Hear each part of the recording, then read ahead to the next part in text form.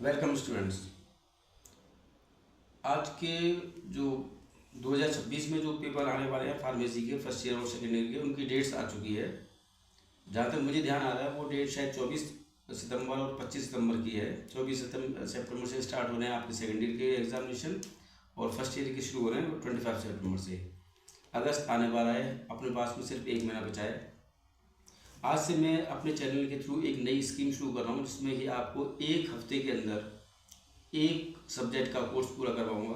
आपको सिर्फ मेरे वीडियोस देखने हैं और ध्यान से समझना है। ये वीडियो उनके लिए है जो बेसिकली जिन्होंने अभी कुछ पढ़ा नहीं है, जिन्होंने याद नहीं कर रखा है, और जो बहुत ही ज़्यादा कमज़ोर बच्चे हैं जो ये सोच रहे हैं कि वो पास कैसे होंगे। जिन बच्चों ने एक बार अपना कोर्स कर रखा है या वो ढंग से पढ़ रहे हैं, उनके लिए ये एक मौका है अपने आप को रिवीजन करने का, अपने आप को रिवाइव करने का, और उनके लिए जो पूरा जो उन्होंने तैयार कर रखा है उसका सेटअप हो जाएगा, उसको दोबारा पढ़ने की ज़रूरत नहीं पड़ेगी। ये कोर्स दोनों के लिए फ़ायदेमंद है। मैं इसमें वही टॉपिक ले रहा हूँ जो कि 99% पूछे जाते हैं और जो कि 99% आने के जिनके चांसेस हैं। मैं यहाँ पे स्टार्ट करूँगा लेसन नंबर 1 से। पहला दिन है, हम लोग स्टार्ट कर रहे हैं फार्माकोलॉजी का। मैं यहाँ पे स्टार्ट करूँगा लेसन नंबर 1 से और सारे चैप्टर्स को एक बार डील करूँगा। उनमें से 1-2 चैप्टर जो ऐसे होते हैं जिनके मार्किंग टोटल मिला के वो 2 नंबर के या 3 नंबर के, उनको और उनके बारे में क्वेश्चन पूछते भी नहीं है, हम उनको स्किप कर देंगे। लेकिन जो यहाँ पे आता है वो एक पेज का एक टॉपिक बनेगा, और उस एक पेज को अगर आप ध्यान से देख लेंगे तो आपके लिए सफिशिएंट रहेगा। एक बात। दूसरी बात यह है कि मैंने यहाँ पर अपने वीडियो को शुरू करने से पहले मैं उसके बाद नोट्स लिख रहा हूँ, क्योंकि ये डिजिटल बोर्ड नहीं है, ये एक सिंपल सा गरीब आदमी का बोर्ड है। इसमें मुझे बार बार लिखना पड़ेगा, मिटाना पड़ेगा, और आपको भी टाइम ज़्यादा कंज्यूम होगा, इसलिए मैंने शॉर्ट में लिख लिया है। तो आप एक बार इसका स्क्रीनशॉट जरूर लेना, जिससे कि आपको बाद में इसको याद करने में दिक्कत ना आए। मैं अभी स्टार्ट करता हूँ। हमारा पहला लेसन है इंट्रोडक्शन टू फार्माकोग्नोसी, और इसमें हमको 2 चीज़ पढ़नी है। बेसिकली 3 चीज़ आ जाती हैं। नंबर 1 है डेफिनेशन, नंबर 2 है हिस्ट्री ऑफ फार्माकोग्नोसी, और नंबर 3 है scope of pharmacognosy. Let's start.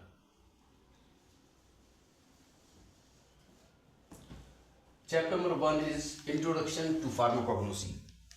Definition में जो आपको लिखना है उसमें 2-3 बातें जो आपके उसमें आनी चाहिए।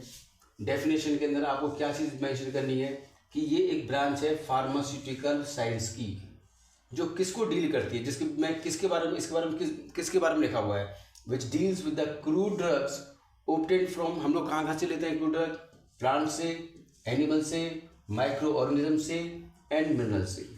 हम लोग ये वो फार्मास्यूटिकल साइंस की वह ब्रांच है जो ये डील करती है कि क्रूड ड्रग्स को हम लोग कहाँ से ऑब्टेन करते हैं, means obtain from plants, animals, micro organisms and minerals. अब बात करते हैं हम लोग हिस्ट्री की। हिस्ट्री के बारे में मोस्टली बच्चे कंफ्यूज होते हैं और थोड़ा अनकंफर्टेबल फील करते हैं, क्योंकि बहुत लंबी होती है। मैंने इसको एक कैप्सूल शेल में बना दिया है, एकदम नटशेल में कर दिया है। मैंने यहाँ पे 1, 2, 3, 4, 5, 6, 7, 8 और ये लास्ट में एक 9, ये लास्ट वाले आज को आप 9 नंबर मान सकते हो। ये 20th सेंचुरी के बारे में मैं बात करूँगा। मैं आपसे फिर से रिमाइंड करा रहा हूँ, आप इसको एक बार आप देख लें या एक आप इसका स्क्रीनशॉट ले लें, क्योंकि मैं धीरे धीरे इनके बारे में जब बताऊँगा तो बाकी चीज़ों को मैं मिटाऊँगा भी, वो करूँगा। सबसे पहले जो आपको मेंशन करना है वो आपको करना है ये नाम, द शेनोंग बेंकाओ जिंग। इसका मेंशन इसलिए इम्पोर्टेंट है क्योंकि ये सबसे ओल्डेस्ट है, 2000 BC। 2000 BC का मतलब हो गया 2000 बिफोर क्राइस्ट।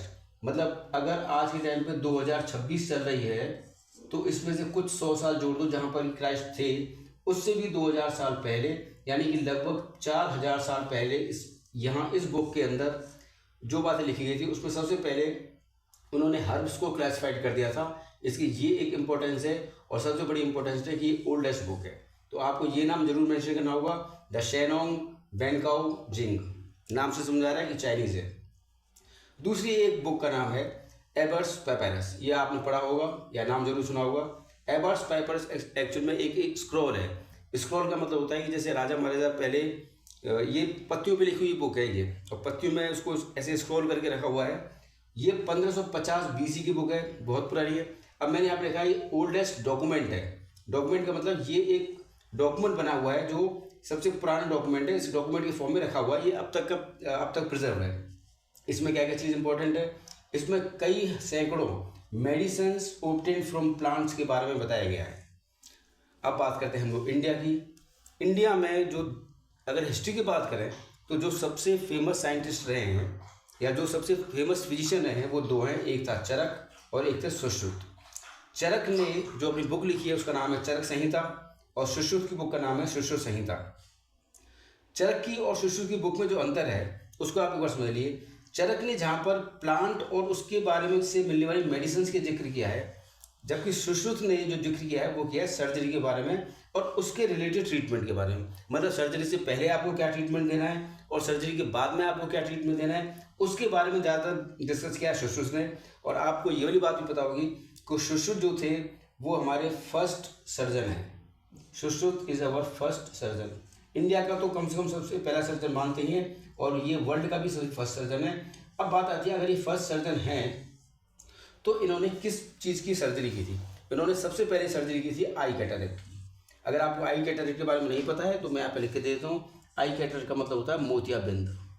मोतियाबिंद में क्या होता है कि जो आंखों का जो पर्दा होता है, आंखों के पर्दे के आगे एक वाइट सा लेयर बन जाती है जिसे हम लोग मोतियाबिंद कहते हैं। ये ज़्यादातर बूढ़े लोगों में होता है। इन्होंने क्या किया था, इन्होंने एक मुड़ी हुई नीडल ली, एक लोहे की तार ली और उसको आगे से थोड़ा सा मोड़ दिया, पतला तार लिया था और उस तार से ही उन्होंने आंखों को ऐसे कुरेद दिया और उस झाले को, जो आंखों के आगे जो झाला होता है उस झाले को छील निकाल दिया और उससे उसकी रोशनी साफ हो गई। इसमें जो उन्होंने औजार बनाया था उसका जो नाम दिया था वो नाम दिया था जावामुखी सलाखा। ये हिंदी का नाम है। अगर आप बोलते सलाख, इसको मैं यहाँ पे लिख रहा हूँ हिंदी में जावामुखी, जावामुखी सलाखा। सलाखा आप जानते हो रॉड को बोलते हैं, सलाख। जावामुखी का मतलब होता है मुड़ी हुई, जावामुखी सलाखा। इस सलाखा का यूज करते हुए, इस इंस्ट्रूमेंट का यूज करते हुए उन्होंने आई का जो कैटरेक्ट होता है उसका ट्रीटमेंट कर दिया था। अब हम लोग बात करते हैं इसके हिप्पोक्रेट्स की। हिप्पोक्रेट्स के बारे में आपको ये पता है कि Hippocrates is known as the father of medicine. अब मैं एक एक करके सबको डिटेल्स बता रहा हूँ आपको। ये जो मैंने यहाँ पे नाम लिखे हुए हैं, पहला नाम आता है यहाँ पे हिप्पोक्रेट्स का। हिप्पोक्रेट्स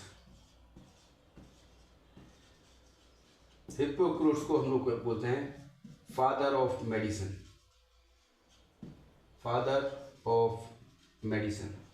आप लोग को मालूम है कि जब कोई आदमी डॉक्टर बनता है तो उसको एक ओथ लेता है, वो इसमें लिखा होता है RX। ये RX जो ओथ होती है इसका मतलब होता है, इसको बोलते हैं हिप्पोक्रेटिक ओथ। यानी कि वो शपथ लेता है कि मैं जिसका भी इलाज करूँगा अपने बेस्ट से करूँगा, अपने जो मेरी नॉलेज है उसके हिसाब से मैं अपना बेस्ट जो मुझे मालूम है मैं उसके उस हिसाब से करूँगा और मैं कोई भेदभाव नहीं करूँगा कि अपना है, पराया है, दुश्मन है, नीच जाति का, ऊंची जाति का, कौन से धर्म का, उसको कोई वो भेदभाव नहीं करेगा। इस बात की वो लोग ओथ लेते हैं। इसलिए हम लोग हिप्पोक्रेट्स का सबसे ज़्यादा सम्मानीय व्यक्ति है और ये है फादर ऑफ मेडिसिन। जब भी आप हिस्ट्री लिखोगे तो इनका नाम आना जरूरी है। दूसरा केस आता है आपका थियोफ्रेस्टस का। अब थियोफ्रेस्टस इन्होंने क्या किया था, थियोफ्रेस्टस के बारे में आप जानते हो कि थियोफ्रेस्टस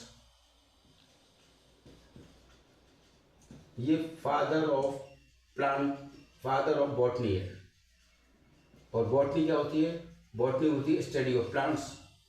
तो हमको पता है कि फार्माकोग्नोसी में हम लोग पढ़ने वाले क्या है, मेनली तो हम लोग प्लांट्स ही पढ़ेंगे ना। जो भी क्रूड ड्रग्स होती है उसमें से 90% तो प्लांट से मिलती है हमको। तो जो प्लांट से पढ़ रहे हो तो आपको थियोफ्रेस्टस को की इंपॉर्टेंस देना जरूरी है। तो ये जो दूसरा नाम जो मैं बता रहा हूँ, इससे पहले मैं 3 नाम पहले ले चुका हूँ, द शेनोंग बेंकाओजिंग, उसके बाद मैंने एबर्ट्स पेपरस का नाम लिया था, उसके बाद फिर मैंने 2 इंडियन साइंटिस्ट के नाम लिए थे, इंडियन फिजिशियन से नाम लिए थे, चरक और सुश्रुत। उनके बारे में मैंने आपको बता दिया। चरक ने जो दिया था वो मेनली काम किया उसने प्लांट्स पर, सुश्रुत ने जो काम किया वो किया सर्जरी के ऊपर, और उसके बाद में मैंने बताया आपको हिप्पोक्रेट्स के बाद में, और अब थियोफ्रेस्टस। थियोफ्रेस्टस के बाद में जो फार्माकोग्नोसी के हिसाब से जो इम्पोर्टेंट नाम है वो अगर आता है पेडिनस डायस्कोराइडिस। ये नाम आ जाता है पेडिनियस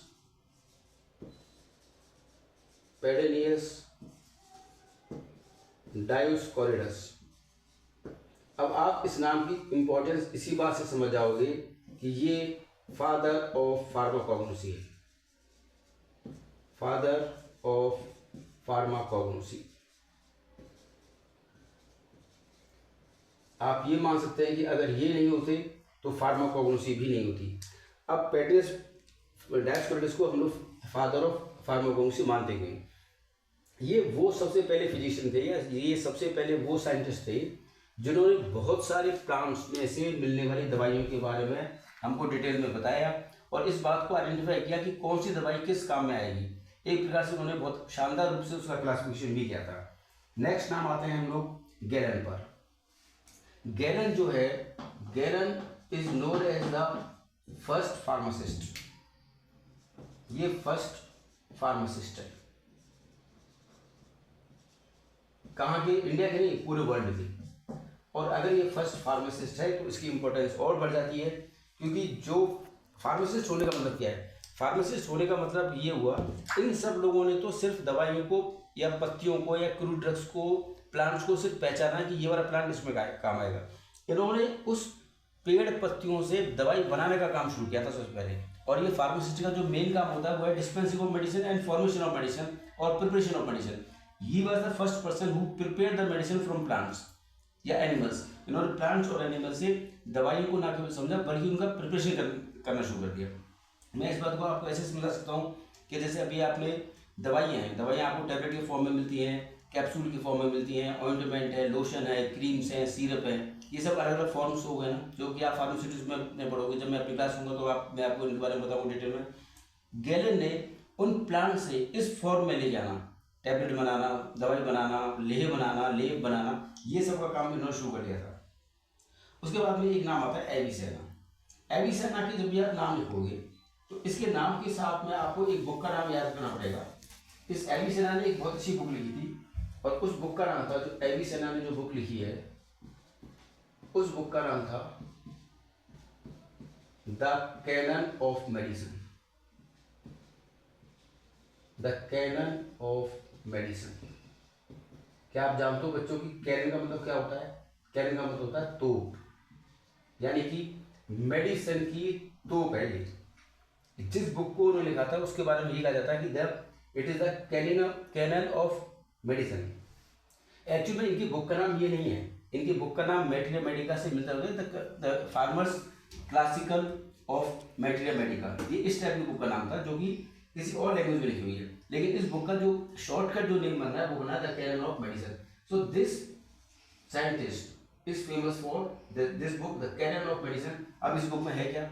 जब नाम क्या तोप लगा हुआ है, इट मीन्स कि इसके अंदर हजारों दवाइयों के बारे में लिखा हुआ है, हजारों प्लांट्स के बारे में लिखा हुआ है, इसलिए इस बुक का नाम मैंने अलग से मेंशन किया है। लास्ट में एक पार्ट आता है, क्योंकि जब हम हिस्ट्री शुरू करते हैं तो आपने देखा होगा कि मैंने 2020 से स्टार्ट किया था।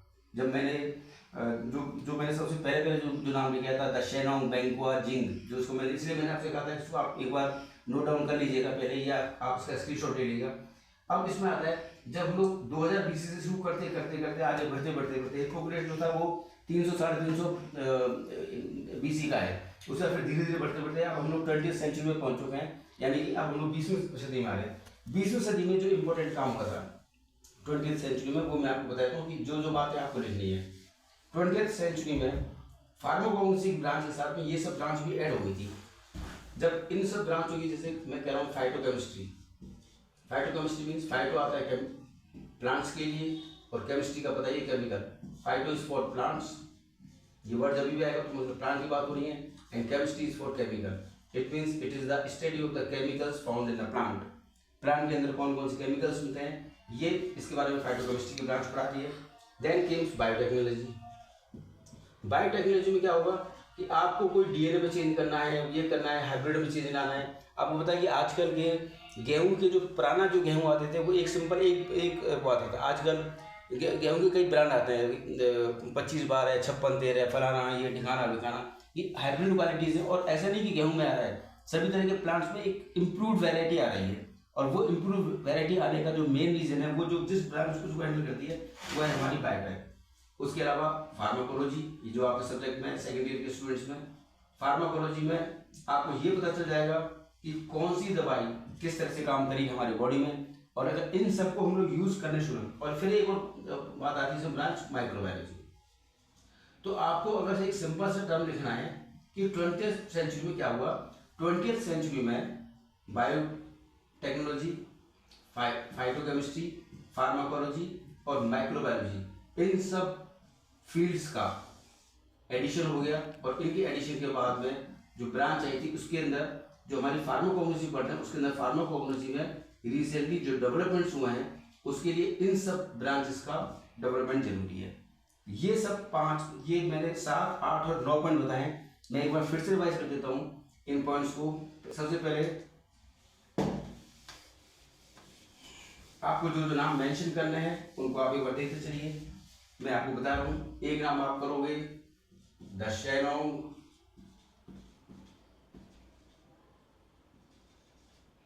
बेंगक्वा, जिंक, ये पहला नाम था, ओल्डेस्ट है, मैं फिर से बता रहा हूँ। कलेक्शन था, क्लासिफाई किया इसने हर्ब्स के बारे में। उसके बाद में एक आपको नाम जो लिखना है वो है पेपायरस, ईबर्स पेपायरस। ये स्क्रॉल है, ईबर्स पेपायरस। ये किसी साइंटिस्ट नाम नहीं है, ये एक बुक है। बुक भी ना कहते हैं हम इसको बोल सकते हैं, स्क्रॉल है ये, जो कि पत्तियों पे लिखा गया है और उसके अंदर बुक्स के बारे में लिखा हुआ है। उसके बाद में जो आपको मेंशन करना है वो इंडियन पे आ जाओगे। इंडियन में 2 नाम आपको लिखना है, एक चरक है फिर एक सुश्रुत है। दोनों की बुक का नाम कॉमन है, चरक की चरक संहिता और सुश्रुत की सुश्रुत संहिता। फिर से याद रखना है आपको, चरक ने जो मेनली मेंशन किया है वो उसने मेंशन किया है प्लांट्स के बारे में और मेडिसिन के बारे में, जबकि सुश्रुत ने जो काम किया है वो काम किया है सर्जरी के बारे में। सर्जरी उसने सबसे पहले किसकी की है, कैटरेक्ट की है। किससे की है उसने, जावामुखी सलाखा से की है। वो क्या होती है, वो बड़ी नील होती है। उसके बाद में आपको मेंशन करना होगा हिप्पोक्रेट्स, ये क्या थे, ये फादर ऑफ मेडिसिन है। उसके बाद में थियोफ्रेस्टस का नाम आना जरूरी है, ये क्या है, थियोफ्रेस्टस, ये फादर ऑफ बॉटनी है।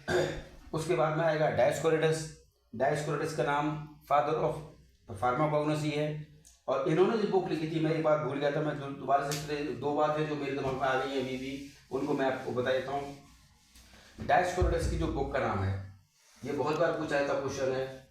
डायोस्कोरिडस ने जो बुक लिखी है उसका नाम है मैटेरिया मेडिका, मैटेरिया मेडिका।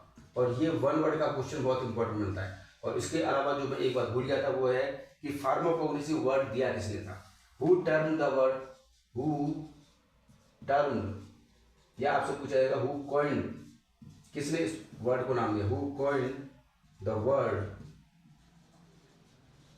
Pharmacognosy, pharmacognosy. तो इसका आंसर आएगा आपका के सिडलर, के सिडलर।